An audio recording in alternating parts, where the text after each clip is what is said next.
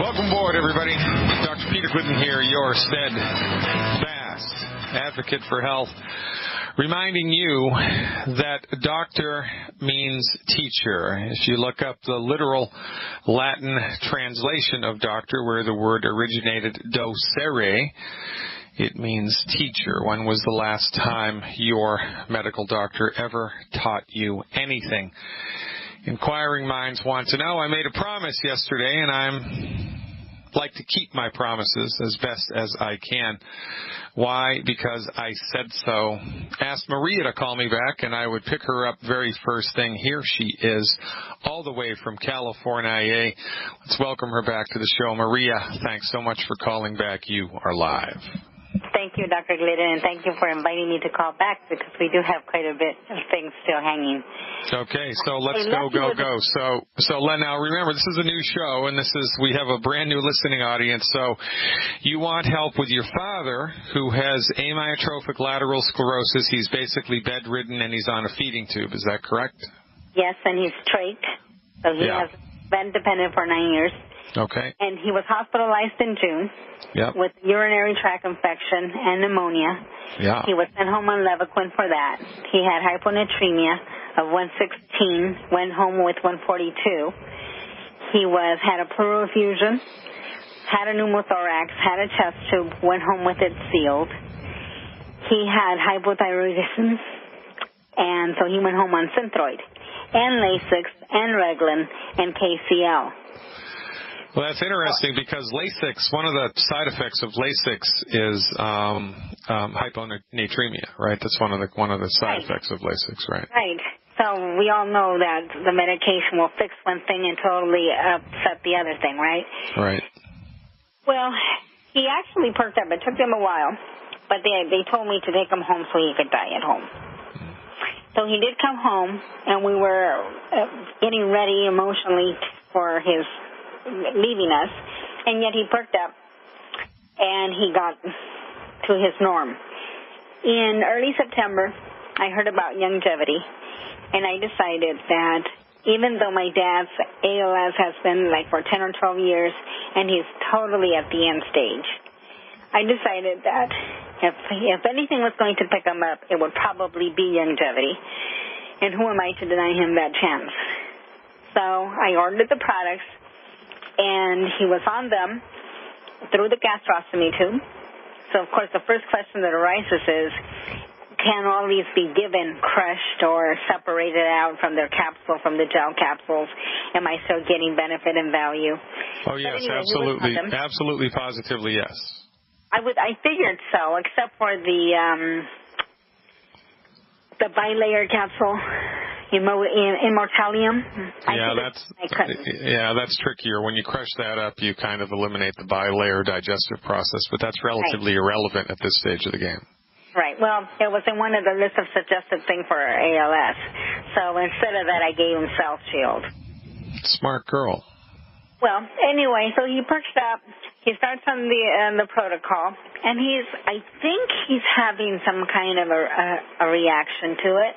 I think so. I don't want to hallucinate or imagine hope giving me false things, but I think he started moving his pinky, and it seems to me that instead of his eyesight deviating to the corners, he seems to central his eye gaze more centrally, But he doesn't focus. He doesn't seem to be really looking at me, and he doesn't necessarily respond to me at all. But he seems to be having a bit more of a normal reaction. So I'm hoping that it's like baby steps in the right direction. Right. But then what happened last Sunday, 10 days ago? I woke up, he was already awake, but he didn't look good. He looked like he was in distress. And, you could tell after 9 years of taking care of him. So I took his temperature. It was 101.4. Nothing showed me signs of infection. I didn't give him Tylenol. I thought, let me write it out. I'll give him nice pat downs of wet washcloth. He diaphoreized horribly. And he looked okay for another couple of hours. But anyway, let me hopefully make the story shorter. he ends up having his urine started to change colors. It got very dark amber. It got brown almost. And I thought, I think he's spilling blood into his urine. And then his fever just started going wacko for 3 days, up and down, up and down. The visiting nurse came over, took some lab values, got the UA. It was bloody. It had 3+ blood, 3+ protein. I'm sorry, 2+ protein. It had sediment, obviously. I thought that the powders, the Beyond Tangerine, was actually in the Foley bag. It looked like it. And the cytology report, they sent it out for tumor checks, and it was negative for any type of that. And the CAT scan in June also had negative for CA or any process that way. His WBC this time around, last week, interestingly enough, was 8.8. with no shift to the left. But they tell me he has a UTI, so they put him on Levaquin. Yeah. The doctor comes into the scenario and decides he wants to make it more broad spectrum, so he puts him on Citromax also. Did they take him off of the Levaquin, or did they keep him on both? Simultaneously. Yeah, that's a bad idea. Okay. The chest X-ray, which was done in the home setting, had a moderate-sized pleural effusion loculated. And he also, as I told you, he's hyponatremic. Right now he's at 124. His potassium is 3.3. His BUN had gone up to 22 4 weeks ago. Now, I'm sorry, to 30. Now it's 22. But my questions, I stopped the longevity. I thought, I'm not sure that longevity is too potent for him. I'm not sure if he's picking it up or if it's going right through his GI tract. Yeah. I started to give him, I called the show on Friday. Unbeknownst to me, you were not there, but I called and I spoke with a person named Mike. And he told me, and he heard a lot of the story already, and he said, it's a little bit out of my realm here. Call back on Monday and talk to the doctor himself. But for the meantime, he said, why don't you start your dad on plant-derived minerals? Smartest man in Canada right there. Okay, good. So I started him on that because I did have some plant-derived minerals in the house. So I started giving him that, and out of the 32-ounce bottle, I probably have given him 20 ounces up to this point. So I also was starting giving him more and more eggs. I had him up to about 8-9 eggs a day. And I wondered if the eggs, the longevity, something was not quite hitting him safely. So I also stopped the eggs because in addition to the hematuria, I started having signs of petechiae, spider veins, where normally I wouldn't see them. Yeah. So I thought his clotting factor seemed to be off whack. And I'm not sure if that's coincidental, if it is an infection-induced thing. Well, that's not a clotting factor problem. Normally that's a problem with a lack of copper, and the veins in his body are becoming fragile because they need copper. They need the mineral copper in order to maintain their elasticity, and copper, of course, being a mineral, is one of the first things to leave the body, and it's very easy for people's bodies to become minerally deficient as opposed to vitamin deficient. And whenever a mineral deficiency is in play, you're going to get strong and persistent symptoms specific to that one. So I would be pretty much sure that was caused by a copper deficiency. So, Maria, in the interest of time, right, 3 minutes left here. Okay. What specifically do you need advice and help with? Well, is it advisable for him to get back on the longevity? At what pace do I do it? How do I start with which products? And what would be a plan of action to pursue, with steps to take? Really great questions. Okay, so first things that we need to consider, and it's a point well taken, that you were probably right. I mean, you're one of the most observant people that I've spoken to in a long time, and after 25 years of work in the trenches, right, of clinical work, you get a sense for people. So undoubtedly what you saw in the Foley bag was the Beyond Tangy Tangerine. And given that observation, the only possibility there is that his intestinal tract has been compromised by decades of wheat, barley, rye, and oat consumption, that it's difficult for him to absorb anything. And now, when we disrupt the digestive process with intubation, and we're giving him parenteral nutrition through a feeding tube, just the presence of the feeding tube is going to upset the apple cart, because the digestive process is like a series of dominoes, which knocks the other over. And you remove a couple of those, or you throw a wrench into those gears, he's going to have a problem absorbing and digesting anything just because of the presence of the tube in his body. But notwithstanding that, right, our whole foundation kind of observational foundation here is that the reason that all of these things happen in the first place, the reason that people get amyotrophic lateral sclerosis, the reason that people get congestive heart failure, the reason that people get kidney failure, the reason that people get high blood pressure is because of nutrient deficiencies. It's nutrient deficiencies. It's not genetic. It's not the stress of life. It's nutrient deficiencies, period. Well, what accelerates nutrient deficiencies, consistent consumption of wheat, barley, rye, and oats, and, foods that are just bad for the human body, and then eventually those chickens come home to roost, and now we're symptomatic, and once we're symptomatic, it's a downhill slide. So what we need to do here is dial in a strategy which will optimize the chances and the ability of his body to be able to absorb the stuff that he so desperately needs. And there are ways to do that. There are workarounds for that. The problem here isn't the nutritional supplement with longevity. The problem is the way in which it was delivered to a very weak and stressed out system. So you hang out with me, Maria. I'll dial this in for you when we come back. This is how we do it, folks. Hey, welcome back, everybody. Dr. Glidden. Check out the live stream, the drgliddenshow.tv. That's a Glidden, just like the paint. No relation.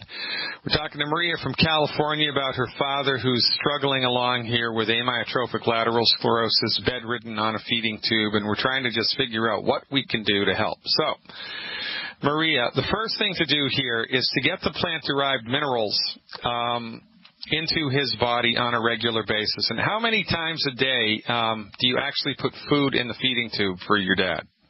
My dad eats 3 times a day, and it's homemade food. It's not canned stuff. Okay, so your father needs to be avoiding the 10 bad foods, right?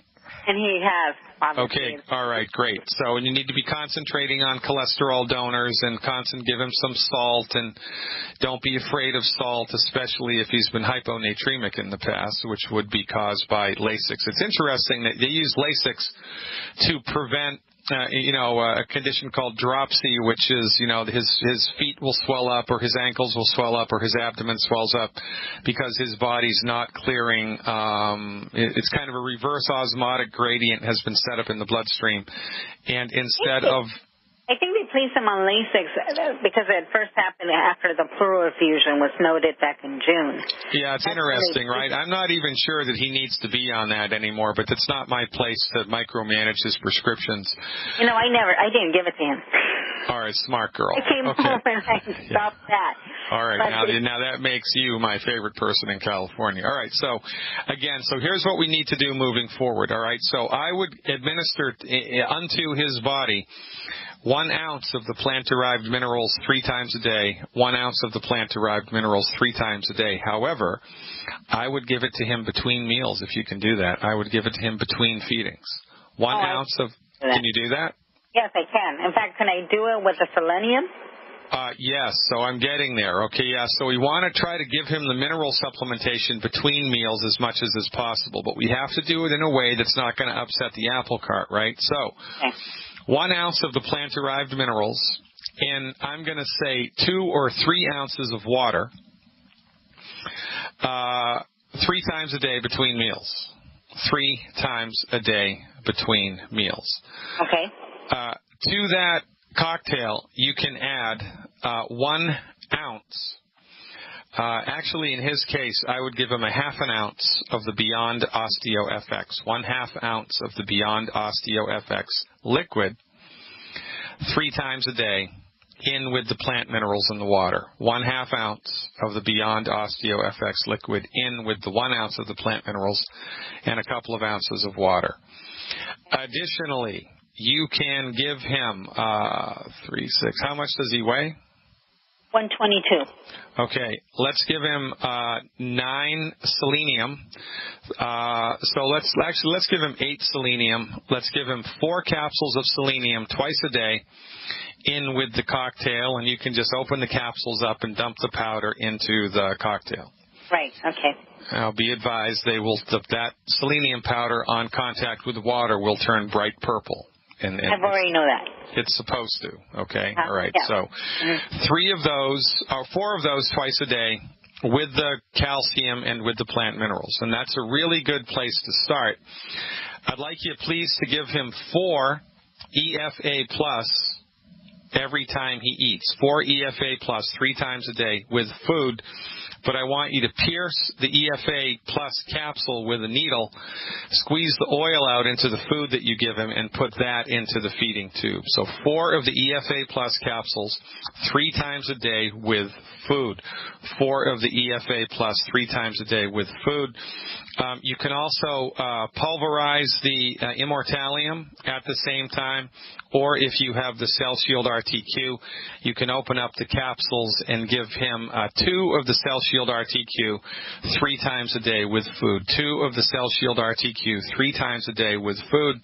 That only leaves us with the Beyond Tangy Tangerine, which is always the sticking point here. The Beyond Tangy Tangerine is a sticking point because it is, in fact, going to be hard for his body to absorb this. So here's how I would do it. Okay. I would put 1/2 of a scoop okay. in 1 liter of water.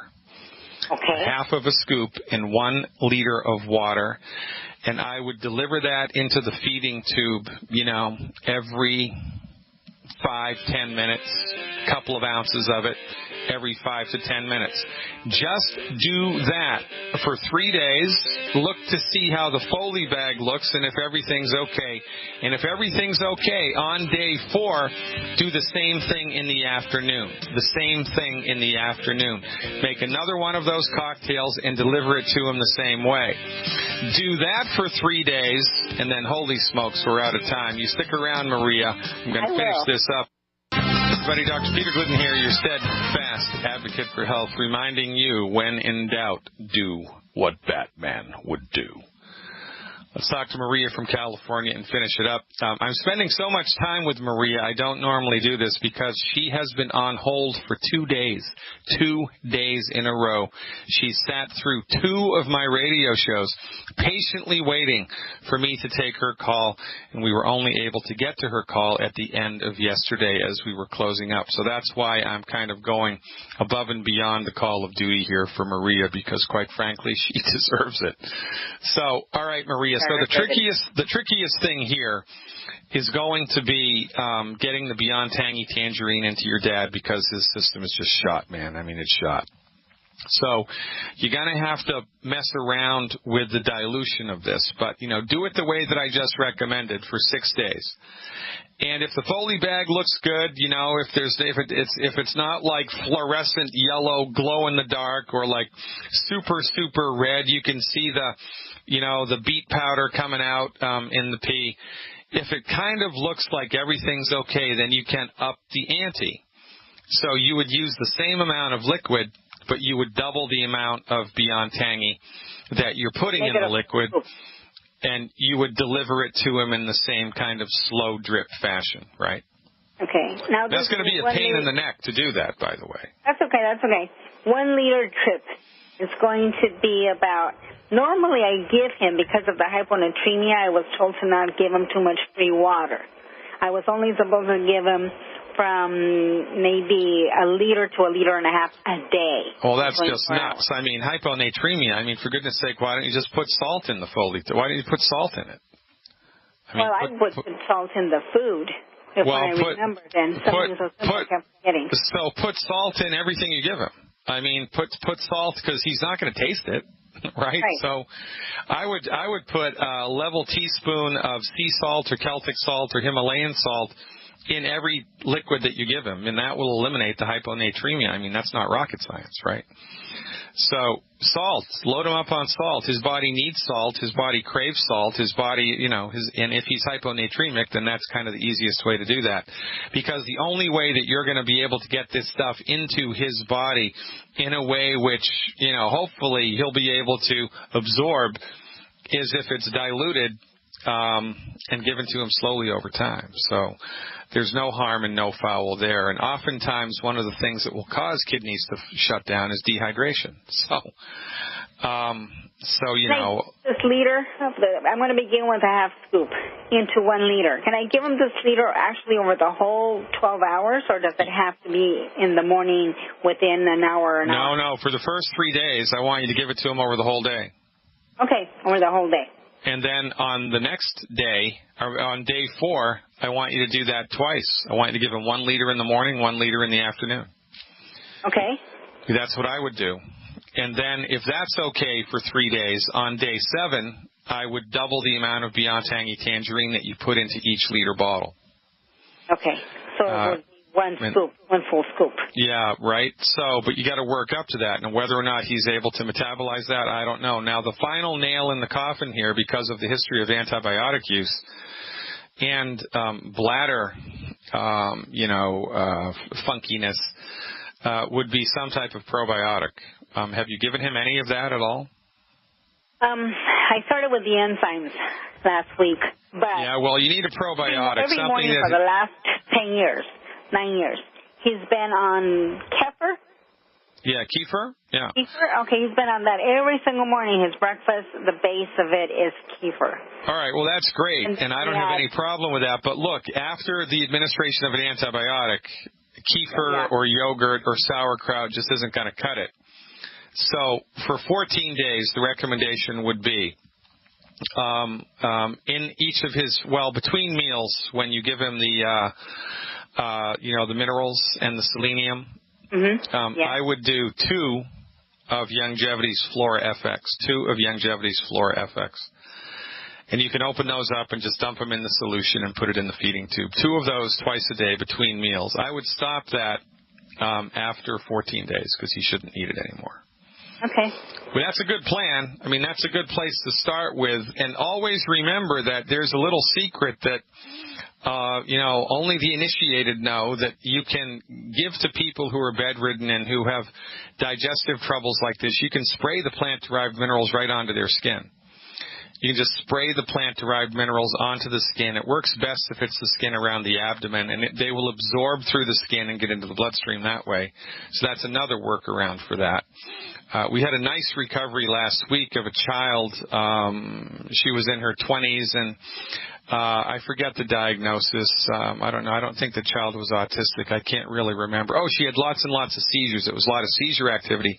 And the seizures had wiped the kid out. She didn't want to eat. She didn't want to drink. She was kind of huddled up, on her bed, kind of non-responsive. And the parents were thinking, holy smokes, we're going to have to take her to the ER and they can give her IV fluids because she doesn't even want to drink anything. Well, they sprayed the plant-derived minerals on her abdomen.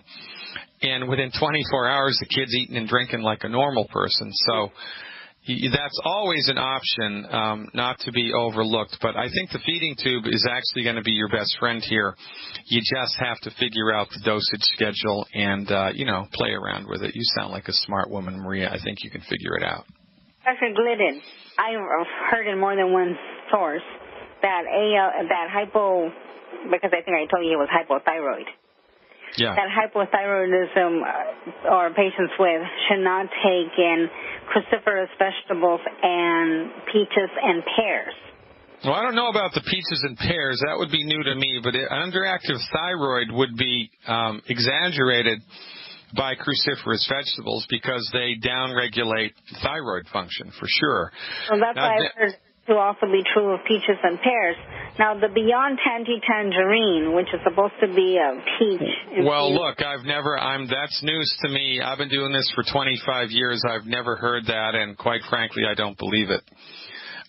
So I'm not going to tell you to worry about that whatsoever.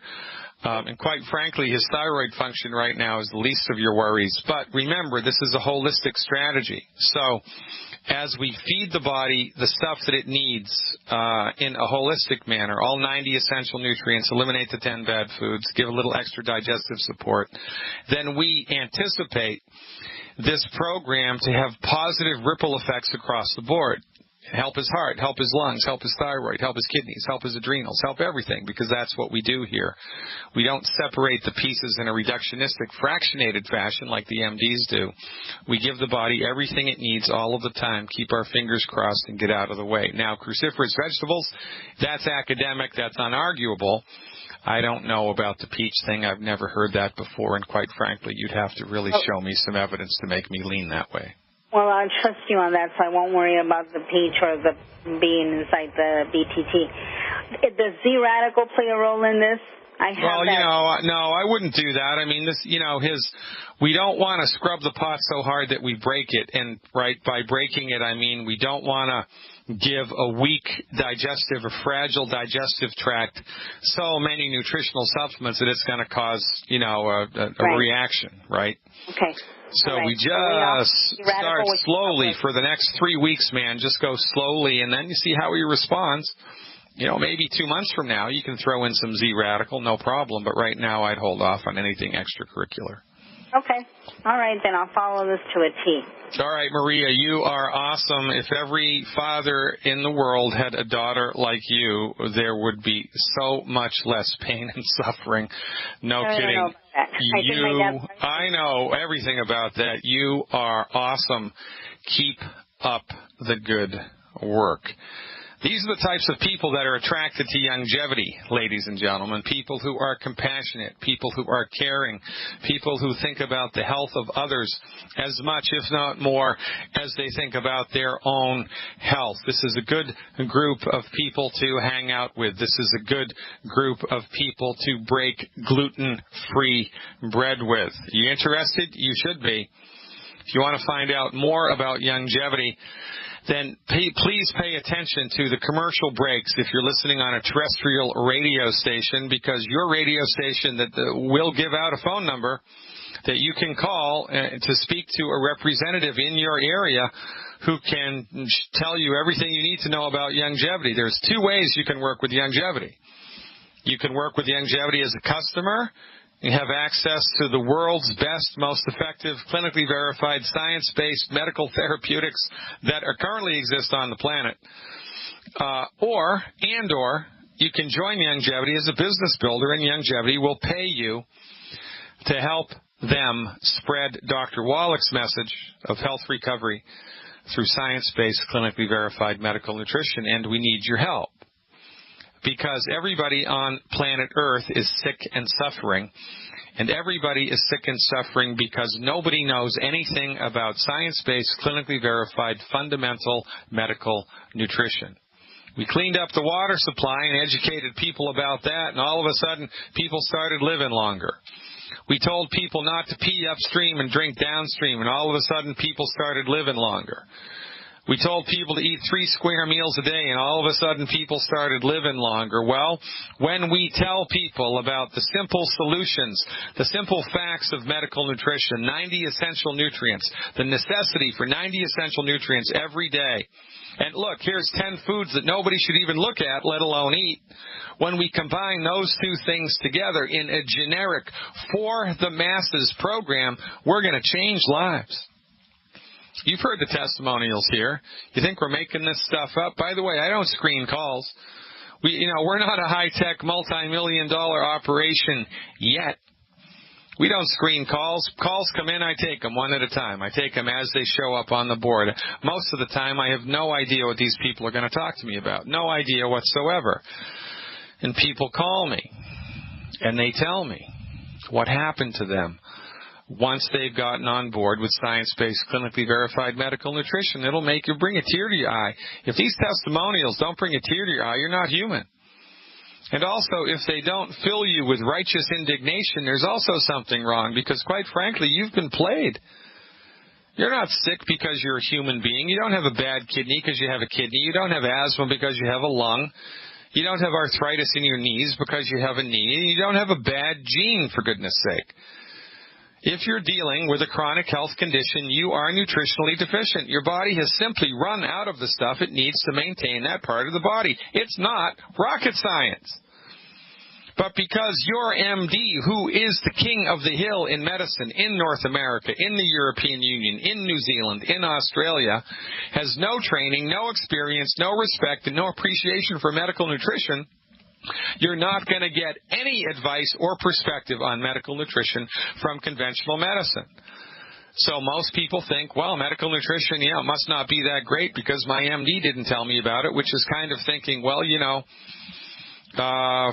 funding for the military isn't that great because my Democrat didn't tell me about it, or funding for school lunch programs can't be that great because my Republican didn't tell me about it, or whatever.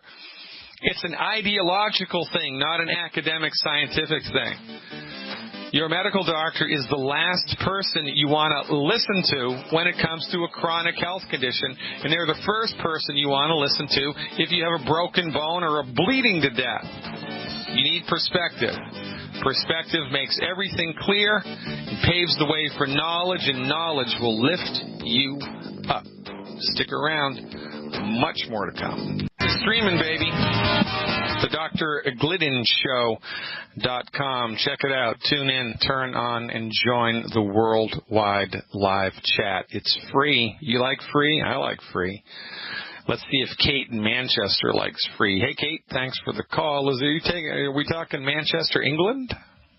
No, Manchester, New Hampshire. Cow Hampshire. How's Mount Monadnock this time of the year? Oh, it's all very colorful.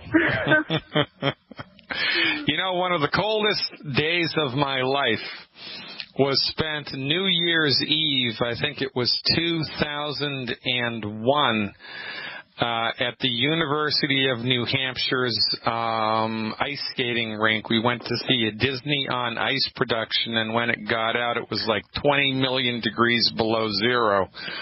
It was the coldest I've ever been in my life. Oh, so you've been to the Durham campus? Oh, yeah. Yeah. I grew up in Massachusetts, and I went to college in Massachusetts. I know New England like the back of my hand. When was the last time you were on the Kankamangas Highway? Oh, the summer I worked with children with behavioral issues. Yeah, it's one of the most beautiful roads in the United States as far as I'm concerned. Yeah, it's beautiful. New England's a very beautiful area. I'm actually a native New Englander. I was born and raised in New England.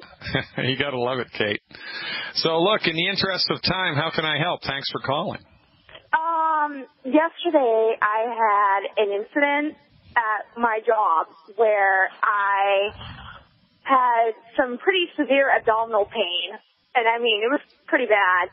And also, I also had an issue where I dry heaved and my blood pressure got so low that I passed out. I hate it when that happens. I actually passed out, and I had to go to the hospital last night. Okay. So what did they figure out? Did they tell you what happened? No, they didn't. They basically reiterated a symptom. Isn't that great? Yeah. Oh, yeah. Well, you have a pain in your elbow. Thanks a lot, Doc. I knew that when I came in here. Yeah. You're welcome. That'll be $5,000, right? That's kind of why I went to the ER, was because I kind of needed medical attention, because we had because they were talking crazy things like ovarian torsions and ovarian cysts, and I'm like, okay, and they couldn't find anything to prove that, and then they're sitting there telling me that potential STD. I'm like, what? So it must be an STD. If it's nothing else, it's got to be an STD. Yeah, that's great. Well, the thing of it is that I'm married. Yeah, so crazy. That would assume that my husband was cheating on me, but he's not. Well, look, they're just throwing crap on the wall, hoping that it sticks. Yeah. Because they don't know what they don't know, and that's it's a tragedy of biblical proportions here. I mean, no kidding, these people are just nuts. Has this ever happened to you before? Yes, actually it has. It happened twice to me 3 years ago. And at that point in time, was anybody able to get to the bottom of it? They said it was septicemia. Septicemia? Yes, I went into septic shock. From what? A very, very severe colon blockage. So, holy moly macaroni. Okay, so are you on board with longevity at all? Are you doing any of the longevity stuff so far? Yes, I am doing the longevity stuff, and I actually have the plant-derived minerals. I have the Ultimate Classic, Ultimate EFA, Selenium. Have you eliminated the 10 bad foods? Yeah, I've eliminated the 10 bad foods, and I don't understand what the heck happened. All I had yesterday was eggs. I don't understand what happened either. Now, look, we're coming up against a hard break here.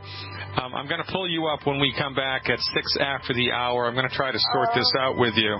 Can you hang out with me for that long? Unfortunately, I have class at 5. All right, kiddo. Well, you have to call me back tomorrow because we are out of time, and I really want to help you, so give me a shout back, and I will look forward to it. Hour 2 coming up, ladies and gentlemen, at 6 after the hour.